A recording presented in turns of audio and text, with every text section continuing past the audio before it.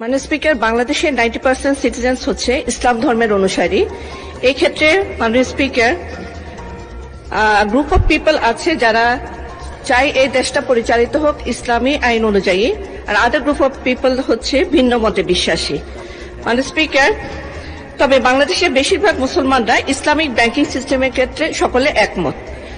বাংলাদেশে শুরুতে একটি মাত্র এই ইসলামিক সিস্টেমটা যেহেতু বাংলাদেশের মানুষের একটা, মুসলমানদের একটা অভিপ্রায়, এটাকে প্রাধান্য দিয়ে প্রথমে ইসলামিক ব্যাংকিং সিস্টেমটা চালু করে বাংলাদেশের ইসলামী ব্যাংক। এরপরে এখন বাংলাদেশে প্রায় প্রতিটি ব্যাংকেই এই Islamic banking system window open আছে। সত্যিকার অর্থে যে সিস্টেমকে আমরা ইসলামিক ব্যাংকিং সিস্টেম বলছি তা মোটেও ইসলামিক নয়। মাননীয় স্পিকার, বাংলাদেশের বিষয়ের উপর এখনো কোনো পূর্ণাঙ্গ ইসলামিক ব্যাংকিং সিস্টেম আইন নাই।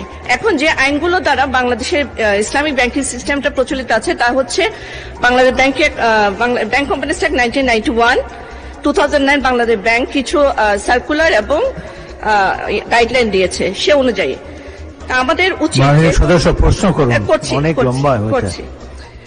অধিকাংশ মানুষ যেহেতু ইসলামিক ব্যাংকিং সিস্টেমের ক্ষেত্রে একমত, সুদ দেয়া নেয়া হারামে মতবাদে বিশ্বাসী, ক্ষেত্রে আমি মাননীয় ধর্মমন্ত্রীর কাছে আহ্বান করছি একটি পূর্ণাঙ্গ আইনের ব্যবস্থা করা হোক কিছু ইসলামিক স্কলার এবং বিজ্ঞ আইনজীবীদের নিয়ে।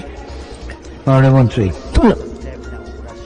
এটা তো আপনার মাননীয় speaker, it is more related with the finance ministry. উনি জবাব দিলে এটা সঠিকভাবে দিতে পারতেন। তারপরে যেহেতু ধর্ম মন্ত্রণালয়ের প্রশ্নের সম্পূরক প্রশ্ন হিসেবে করা হয়েছে, তো তিনি তার প্রশ্নের মধ্যেই সমাধানটা দিয়েছেন। এই বিষয়ে ধর্মীয় স্কলারদের নিয়ে একটা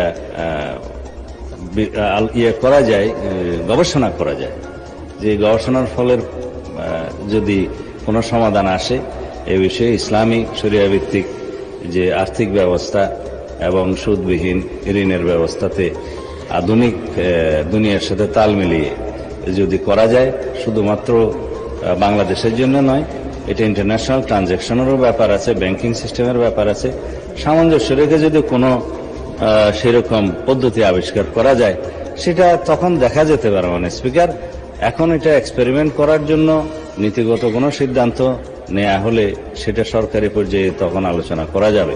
ধন্যবাদ মাননীয়।